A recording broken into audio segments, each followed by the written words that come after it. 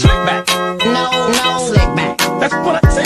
Slick back. No, nigga, I'm a pimp named Slick back. Pimp named Slick back. Pimp named Slick back. Nigga, are you deaf? I'm a pimp named Slick. Assalamualaikum warahmatullahi wabarakatuh. Perkenalkan, nama saya Erva Mazaya Madea dengan NPM 3022210151 ingin menjelaskan mengenai pengertian etika. Etika adalah ilmu tentang apa yang baik dan yang buruk, tentang hak dan kewajiban moral. Kumpulan asas atau nilai yang berkenaan dengan akhlak. Nilai mengenai yang benar dan yang salah dianut masyarakat. Kata etik atau etika berasal dari kata ethos atau bahasa Yunani yang berarti karakter, watak, kesusilaan atau adat. Menurut Martin 1993, etika didefinisikan sebagai the discipline which can act as the performance index or reference for our control system. Etika sendiri merupakan refleksi dari apa yang disebut sebagai self-control. Sedangkan menurut Kamus Besar Bahasa Indonesia, etika adalah nilai-nilai etika harus diletakkan sebagai landasan atau dasar pertimbangan dalam setiap tingkah laku manusia, termasuk kegiatan di bidang keilmuan, dan nilai dimaksudkan kondisi atau kualitas suatu benda atau suatu kegiatan yang membuat eksistensinya, pemilikannya, atau upaya mengejarnya menjadi sesuatu yang diinginkan oleh individu-individu masyarakat. Nilai tidak selalu bersifat subjektif, karena ia tetap mengacu pada konteks sosial yang membentuk individu dan yang pada gilirannya dipengaruhi olehnya. Aspek nilai inilah yang menjadikan etika sebagai suatu teori mengenai hubungan antar pribadi dan membedakannya dari nilai-nilai intelektual atau estimatis mata-mata. Assalamualaikum warahmatullahi wabarakatuh. Perkenalkan, nama saya Muhammad Andika Wijaya dengan NPM 3022210231. Saya dari kelompok 4 dan saya akan mempresentasikan tentang etika khusus dibagi lagi menjadi dua bagian. A. Etika individual, yaitu menyangkut kewajiban dan sikap manusia terhadap dirinya sendiri. B. Etika sosial, yaitu berbicara mengenai kewajiban, sikap, dan pola perilaku manusia sebagai anggota umat manusia. Perlu diperhatikan bahwa etika individual dan etika sosial tidak dapat dipisahkan satu sama lain dengan tajam, karena kewajiban manusia terhadap diri sendiri dan sebagai anggota umat manusia saling berkaitan. Etika sosial menyangkut hubungan manusia dengan manusia, baik secara langsung maupun secara kelembagaan. Sikap kritis terhadap pandangan-pandangan dunia dan ideologi-ideologi maupun tanggung jawab umat manusia terhadap lingkungan hidup. Dengan demikian, luasnya lingkup dari etika sosial, maka etika sosial ini terbagi atau terpecah menjadi banyak bagian atau bidang. Pembahasan bidang yang paling aktual saat ini antara lain: A. Sikap terhadap sesama, B. Etika keluarga, E. Etika profesi, D. Etika politik, E. Etika lingkungan, dan F. Etika ideologi. Dari sistematika di atas, kita bisa melihat bahwa etika profesi merupakan bidang etika khusus dan terapan yang merupakan produk dari etika sosial. Sekian, terima kasih. Saya Nabila Nuriska Rahmaulani Pohan, NPM 3022210212. Selanjutnya saya akan menjelaskan B. Etika dan kode etik profesi hukum. Kata profesi dalam profesional sesungguhnya memiliki beberapa arti. Profesi dalam percakapan sehari-hari dapat diartikan sebagai pekerjaan tetap untuk memperoleh nafkah, baik legal maupun tidak. Dalam artian lebih teknis, profesi diartikan sebagai setiap kegiatan tertentu untuk memperoleh nafkah yang dilaksanakan secara berkeahlian yang berkaitan dengan cara berkarya dan hasil karya yang bermutu tinggi dengan imbalan bayaran yang tinggi. Menurut Parsons, pengertian profesi adalah profesional bukanlah kapitalis, pekerja buruh, administrator pemerintah, birokrat, maupun petani pemilik tanah. Batas lingkup profesi sebagai institut tidak jelas dan tegas. Kriterianya adalah penguasaan tradisi kultural dalam menggunakan keahlian tertentu serta keterampilan dalam penggunaan tradisi tertentu. Dalam lingkungan suatu profesi, berlaku suatu sistem nilai yang berfungsi sebagai standar normatif, yang harus menjadi kerangka orientasi dalam pengembangan profesi yang bersangkutan. Kriteria ketiga adalah untuk menjamin bahwa kompetisi dari suatu kompleks okupasi, sistem sosial pekerjaan, akan digunakan dengan cara-cara yang secara sosial bertanggung jawab.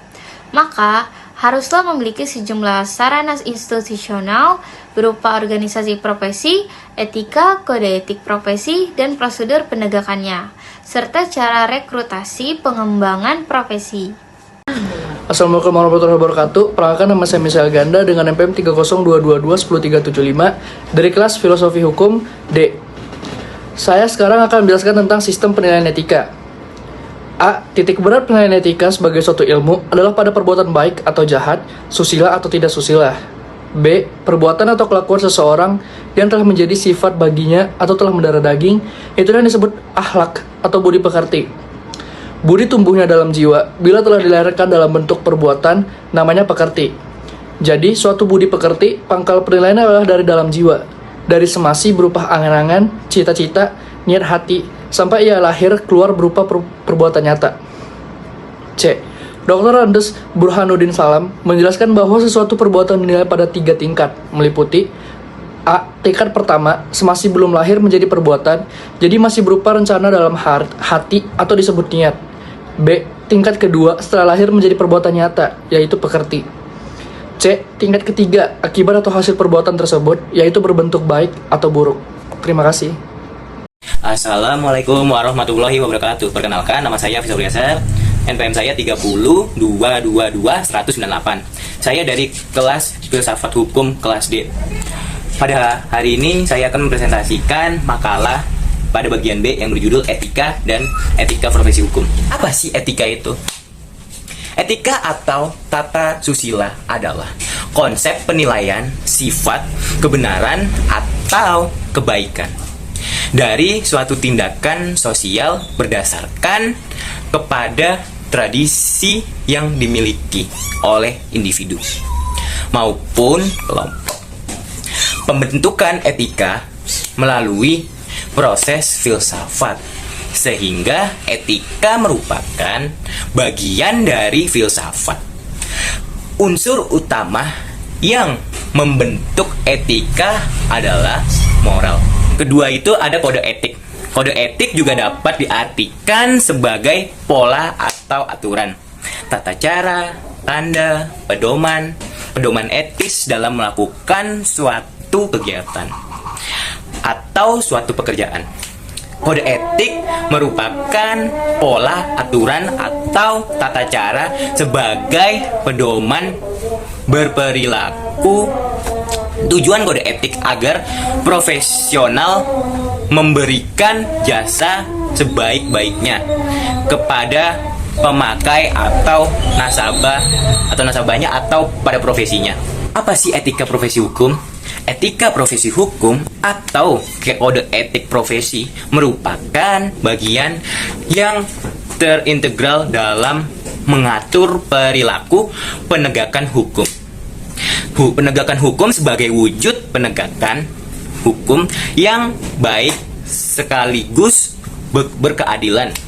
Penegakan hukum menuntut sikap integritas moral, dan sikap ini menjadi modal bagi penyelenggara profesi hukum dalam menjalankan tugas profesi hukum. Bahasan lebih lanjut, etika dan kode etik profesi hukum. Kata profesi dan profesional sesungguhnya memiliki beberapa arti. Profesi dalam percakapan sehari-hari dapat diartikan sebagai pekerjaan tetap. Pekerjaan tetap untuk memperoleh nafkah, baik legal maupun tidak. Dalam artian lebih teknis, profesi diartikan sebagai setiap kegiatan tertentu untuk memperoleh suatu nafkah yang dilaksanakan secara berkeahlian atau mempunyai keahlian yang berkaitan dengan cara berkarya dan hasil karya yang bermutu tinggi dengan imbalan berupa bayaran yang tinggi. Menurut Parson, pengertian profesi adalah profesional bukanlah kapitalis. Pekerja, buruh, administrasi atau administrator perkantoran atau pemerintah, birokrat maupun petani, pemilik tanah. Batas lingkup profesi sebagai institut atau tidak jelas dan tidak tegas.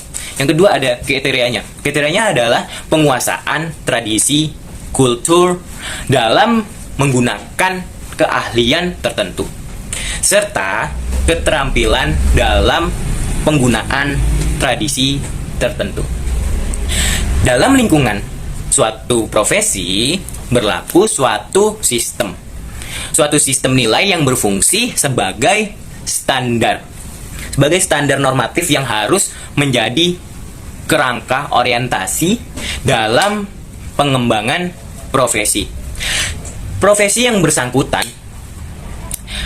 Yang ketiga itu adalah dari list Jahardi atau dasar-dasar filsafat dan teori hukum, penerbit PT Citra Aditya Bakti, Bandung 2007, halaman 88. Untuk menjamin bahwa kompetensi dari suatu kompleks okupasi atau sistem sosial pekerjaan akan digunakan dengan cara yang secara sosial bertanggung jawab, maka haruslah memiliki sejumlah sarana institusional berupa organisasi, profesi, etika, kode etik, profesi dan prosedur penegakan hukum atau penegakannya, serta cara rekrutasi pengembangan profesi. Assalamualaikum warahmatullahi wabarakatuh. Nama saya Feros Albani dengan NPM 302210316. Saya dari kelompok 4 Filsafat Hukum kelas D. Di sini saya akan menjelaskan tentang prinsip-prinsip etika profesi. Prinsip-prinsip etika profesi meliputi yang pertama tanggung jawab terhadap pelaksanaan pekerjaan itu dan terhadap hasilnya, terhadap dampak dari profesi itu untuk kehidupan orang lain atau masyarakat umumnya. Yang kedua keadilan. Prinsip ini menurut kita untuk memberikan kepada siapa saja yang menjadi haknya. Yang ketiga otonomi. Prinsip ini menuntut agar setiap kaum profesional memiliki dan diberi kebebasan dalam menjalankan profesinya.